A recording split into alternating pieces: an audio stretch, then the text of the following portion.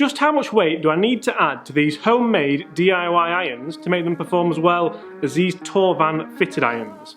Let's find out, and let's do it now.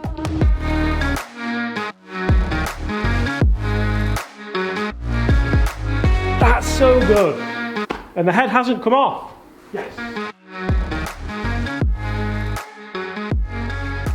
So good. Hi everyone, James Robinson here. Guys, first things first, I'd like to warmly welcome you all back to the channel. Hope you're all safe. I hope you're all doing really well. In today's video, so a few days ago, I built myself, well not all of these because that's not really fair on Mizuno. I'll put these to one side for now.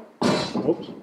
A few days ago, I had some shafts and grips delivered to my house and I built myself my very own irons from scratch, sort of. Sourced the heads, sourced the shafts, sourced the grips, try saying sourced often and fast, and sourced the ferrules. Now, I've had quite a few messages saying I did it all wrong, did it totally wrong, the clubs will never last and they're just going to fall to pieces. Which is fair enough, but I can't stress this enough. Also guys, just remember as well, if you haven't hit that subscribe button, why not do so? But I can't really stress enough, this is a hobby. Like I'm not a professional club builder. These aren't to go on sale. They're not to really go anywhere. They're just for me, for a bit of fun, for a bit of a video for you guys at home. So if you saw something you didn't like, I do apologise profusely, but I'm not a professional club builder. So there's a few things that I missed out, and I did explain in the video about swing weighting, and I kind of warned you this video was coming. So I've got a few lead tape weights here that are going to go onto the back of these heads, and we're going to see just how much it changes the characteristics of these clubs, because at the moment you'll see the problem. So these 6 irons are both exactly the same length. They've got fairly similar shafts in them. Both shafts have been either fitted for or fitted for in the past. But the weighting of them, you see the problem is I don't have a swing weighting machine, but if I start to try to find the fulcrum of these clubs, you'll see how, there we go. So you'll see pretty much, there we go. So you'll see how, that's the one. Oh, so that's now ruined. But basically there's not enough weight in the head section or the kind of tip section there, because swing weighting would be kind of lead powder or some kind of weighted powder in the bottom of the club there. You'll see how, and there's club builders watching this I know who are typing right away already saying that I'm getting all this wrong, and I do apologise if I'm getting all this wrong, but it's a little bit of an experiment for me. So if you want to come along, watch the rest of the video. And basically I'm going to see how, first of all, how these perform after lockdown. Then we're going to see how these perform. We've got 6 iron and 8 iron because I don't really want to waste your time doing it with the full set. And we're going to see how much weight I have to add to the head to then make them comparable and make them similar. Let's start with my own clubs. Right, so we're going to start with my 8 iron, which is a Mizuno MP20 8 iron. It has the True Temper AMT X100 shafts in there, and I think it's a pretty much standard lie angle. Not any of that matters. We're going to see what spin rate we get, what distance we get, and also what club head speed we get, because obviously the weight of the club is going to massively dictate how fast we can move it, which is going to dictate how fast the ball speed is, how far the ball goes, and how much spin we get. Pretty much, I think. And the interesting thing is, I should know how far these clubs go. They are my own clubs, and any time for me is generally around a 150, 155. Looking at that, that's quite interesting. 155 carry straight off the bat. So I'm not going to bore you too much with these. I'm just going to hit 3 shots with each. I'm nice and loose. I've already had a warm up. Now strike. Oh, where have you been? Maybe lockdown's actually served me well. And obviously the optimum number we're looking for spin with a bladed 8 iron is around 8,000. That one's spun at 7.5, and for me I am a pretty much low spin player anyway, so 7.5 is actually a massive improvement on what it has been before. Yes! Right, standard 6 iron, Mizuno MP20. For me, these are some of the best looking golf clubs ever produced, and one of my big worries with this kind of hobby set that I'm trying to make is, obviously I haven't put the swing weight down here, so I'm going to have to put lead tape all over the back here. Now don't get me wrong, they look beautiful, that's why I bought these heads. But if I start to kind of stick lead tape all over them, they're going to quickly become the most beautiful clubs in the world to the ugliest. But then there is something to be said for something which doesn't look exactly how it's supposed to do, isn't there? Me? A little bit toey, but I was going to tell you there, 6 iron for me around about 175, 180, 180 carry on the nose. Quite low spin at 4006, so again, something which is quite relatable for me personally anyway.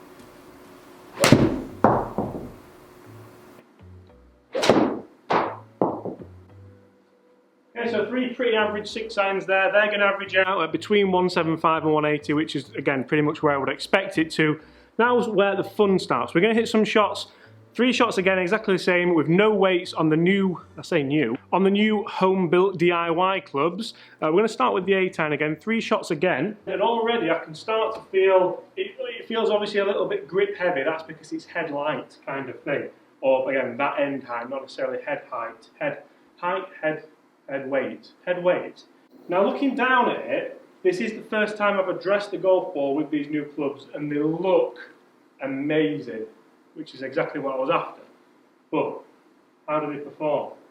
If the head comes flying off, then all you people who kind of commented and messaged me, you were right. But hopefully that doesn't happen. It feels like it's on, I mean, we use glue. Felt pretty good, I'm not going to lie. And this is almost exactly what I was expecting. So it's spinning at 8.3, which is it's a high spin number, isn't it? 150 carry, which is a little, it's not bad at all, really, is it? But it's gone a lot higher as well. But realistically, if this, let's hit some more before we make any predictions. Oh, great, yeah, look at that. 8,000 on the nose, 156 carry, and a beautiful fade. Don't break, please. Could I have accidentally made my perfect golf clubs just by being a bit lazy and not having the proper equipment? Maybe. I'd be absolutely over the moon with that golf shot on the golf course. Another great strike, and it's exactly the same. I'd be tempted not to change this. We're going to do it for the sake of this video, but I'll have to change the title of this video. Have I made the perfect golf clubs? For me, anyway, personally. Right, time for the 6 iron. So if the 6 iron's anything to go by, or if the 8 iron's anything to go by, this should be spinning at around 6,000 and maybe go around 175, maybe 180 at a push with a nice higher ball flight. We'll find out, won't we? That's 4 left, and it's not gone the distance we want. That spin is astronomically high. Could be an issue. Interesting, one thing we could do is we could make a video where I try and get the exact perfect weighting for each club to get me the exact launch parameters that I'm after. Obviously, a lot of clubs now, you buy them, your Callaways, I think some of the ones, they come with advanced weighting technology where different heads are weighted differently to get different launch characteristics. Could I just do that with, I should take these out of my pocket really, but some lead tape. Artificial intelligence or lead tape? I mean, that was a shank. Oh no, that was a shank. That's that could be down to the weighting. I'm going to put it down to it because obviously it can't be my fault, can it? Nutted that one. Nailed that one. It's still down on distance though. It's still to say how well I hit that. I'll tell you what. Now we've hit a couple of shots with both sets of clubs. Before we start jamming weight onto these, or gluing weight onto them, or sticking weight onto them, let's take a look at how they compare as is. So ball flight wise, these are the 3 6 irons with no weights, the MP33. We've got the MP26 irons. You can see they're a little bit lower but a lot more grouped together. That's probably going to be down to the golf swing. Now ideally, if I'm going to do this, I'm going to hit 10, 15, 20 shots with each club. I'm going to get a proper average, but for the sake of this video we're going to kind of condense it down a little bit. I am going to do more testing off camera with these because I'm quite interested to see just how good I can get them. And then if we look at the 8 iron MP20 again, nice grouping, pretty nice trajectory. And the 8 iron with no weight on it, nice grouping but a lot higher. What about the numbers? So numbers grouped all together to make it a bit easier. The 6 iron MP20, a carry of 175. The MP33 one with no swing weight, that's 169, so that's down a little bit. On distance, club head speed, I was actually moving that quicker, obviously because it's a much lighter club head, but ball speed was down by 2 miles an hour. Smash factor was down, spin rate was up 6.5 as opposed to 5.6. Pretty interesting. If we look at the 8 irons, so 8 iron MP20 157, 8 iron with no weight in there 154, so costing myself a couple of yards. Again, club head speed was up by quite a considerable amount there, to be fair. Ball speed was up there, smash factor was down, and spin rate was a lot higher, to be honest, on the nose of where you would want it. So now what we're going to do is add weight to these beautiful golf clubs and make them look absolutely horrific. So these little kind of things here, these little weights, they weigh 3 grams each. I'm going to put one there and I'm going to put one at the bottom there, because obviously where you put the weight on the head will dictate kind of spin rates and a few other little bits as well. I'm going to try and space them out pretty evenly, guys, and I want you to comment below. Let's concentrate on this bit here. How much difference are these going to make? Could these potentially be the ugliest, best performing iron ever? Maybe. We'll cover the Mizuno logo up. It's not a sponsored video, so they'll not mind. I don't think, anyway. But so if we check this out now, I've done that as pretty evenly as I can, I think. The weight's a little bit out to the toe there, actually. I'm going to change that so while it's still wet, we can get it off and just move it a little bit. I want it to be fairly central here. There we go. So that now for me is a pretty good job.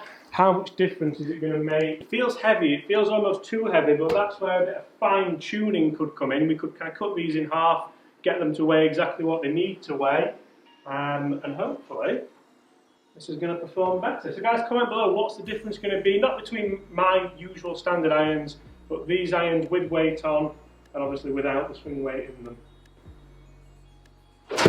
I've absolutely ripped that. Still spinning pretty good, spinning 7.7, and we've got 153 yards out of it. I'd be quite happy with that, not gonna lie. Would be quite happy with that. Definitely feels heavier, but to be honest, like I said earlier, it almost feels too heavy in kind of this position here when I'm loading it up. So maybe 1 would be the answer, or 1.5, but that's a story for another day, I think. Toey one, that wasn't very good at all. I'm going to go one more because the Toey one was massively pilot error, so I'm going to show you the numbers with and numbers without, just so it's fair. Now that one again. When you get these, I must say, they've maintained the beautiful Mizuno MP33 feel out of the face. They feel just like butter. They don't particularly look as good anymore, but... So we're now going to do the same with the 6 iron, but I'm only going to go one weight because the 8 iron felt too heavy. So if I put one weight on here, we can have a bit of a discussion at the end as well. So peel that off nicely there. And I'm going to put it kind of on the Mizuno logo there, just so it's nicely in the middle there. So how's this going to perform now? That could be the answer, couldn't it? They don't look as offensive as well. That actually feels pretty good now. And if we do compare the weighting of them here, this is the most unscientific way of comparing weights ever, by the way. Again, not a professional club builder. You can see that it's still, get those in the same place, it is still head light, so maybe we do need 2 on. So these are the 8 irons. Should have probably done this earlier. And obviously this is the 8 iron with 2 weights on. They're in the same place. And that's a lot similar, isn't it? They're trying to find a bit of a balance now. So really, the 2 weights is a lot closer, maybe even more, maybe kind of 2.5 as you can see there. Can you believe I'm balancing on my finger like that? I can't quite believe that, to be fair. So after that ultra scientific test, I'm going to go with 2 weights because it is a lot closer to the swing weighting of the kind of Tor Van Bil irons. But again, I'd be really interested to see if I could kind of make my perfectly weighted irons and get them all spinning at kind of better, more consistent numbers for me, personally. Yeah, that's so good. A little bit left, but so good. Who wants to see me take these on the golf course as well, guys? I'm going to keep running a bit of a series with these. For me, and again, it's so disappointing that people think that I'm trying to be like mega serious with this and that I'm trying to build these clubs. It is a hobby. It's a bit of fun for me. Started with a bit of fun on eBay in lockdown, and it's ended up with, to be fair, what I think could be some fun golf clubs. Keyword being fun. Fun. Oh. 183 carry, 6,200 spin. Yes, please. That's the second time I've dropped clubs in this video. I've got no idea why. But that's so good. And the head hasn't come off. Yes. I am actually playing this afternoon and I am so tempted to take these golf clubs out with me on the course and just smash loads of weights on them. Oh, stop it, James. Stop it, James. I'm really excited to see these numbers, so let's take a look. So initially we've got the 6-iron with no weights on there. You remember that was quite sporadic.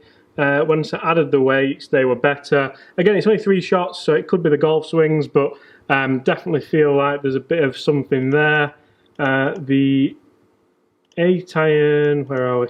8-iron with no weight, I really enjoyed that. We look at the dispersion once I added the weight, it definitely came down in launch and trajectory, and then it obviously kind of, well, I had really one bad shot with those. But let's take a look at the numbers. So if we take a look at the numbers, the club that actually performed the best out of all of them was the 6-iron, where I've added the weight to it. It's very, very marginal. You can see that there's a couple of yards in it there, total distance and carry distance. The club head speed was actually a little bit more. It was kind of 0.5 mile an hour up. The ball speed as a result was kind of 1.5 miles an hour up as well. The smash factor was better and the spin rate was a lot better. Spin rate on the number on average at 6,000 for a 6-iron. Have I built the perfect golf club? Maybe. Looking at the difference there with no weights, there's obviously a 10-yard difference, which is quite a lot, and it's brought the spin rate down nicely from 6.5 to 6 on the nose. The 8-irons, the standard MP20 8-iron was the best one, 157. The added weight, 156, only 1 yard difference. And actually the no weighted 8-iron, I hit really, really well, so quite similar numbers there. Slower club head speed by kind of 1.1 mile an hour, slower ball speed as well, smash factor better, and spin rate down a little bit. So interesting numbers. So basically guys, have I gone and built the perfect golf clubs, or am I in the process of building the perfect golf clubs? Obviously for me, not for you, not for the club fitters out there that have been complaining about the video, but the perfect clubs for me. Maybe, potentially. This is going to be a bit of a series now, to be honest. It's really whet my kind of appetite to do more with these golf clubs. I'm going to take them out on the golf course. I'm going to make them all like that, so I'm going to add 6 grams of weight to them. Again, I'm not a club builder. I'm not a specialist club fitter. But for me, it's a little bit of a case of trial and error. The numbers are standing up to performing pretty well. And obviously you think about the budget I've done this on, a brand new set of Mizuno MP20 irons would be nigh on 900, £1,000. I got these heads for kind of £70, and the guys at Golf Tech UK kindly supplied me with the shafts, but I'm sure you could get the shafts for maybe 50, 60 quid a shaft. I will pop that in there now just so you know exactly how much these would have cost if you would have bought them. On the tape was like £4 as well, the lead tape, so obviously can't forget that. Guys, thank you so much for watching. What do you think to those? I'm not just impressed with them, but I'm mega excited to carry on. So guys, if you are new here, why not hit that subscribe button? You can join me on the journey seeing if I have built the perfect golf clubs. Apart from that, leave us a like if you enjoyed that. Hit those comments below. Again, what do you think? I'm sorry if I've offended you, if you're a club builder, but I'm really enjoying this. Apart from that, guys, I very much look forward to seeing you all tomorrow.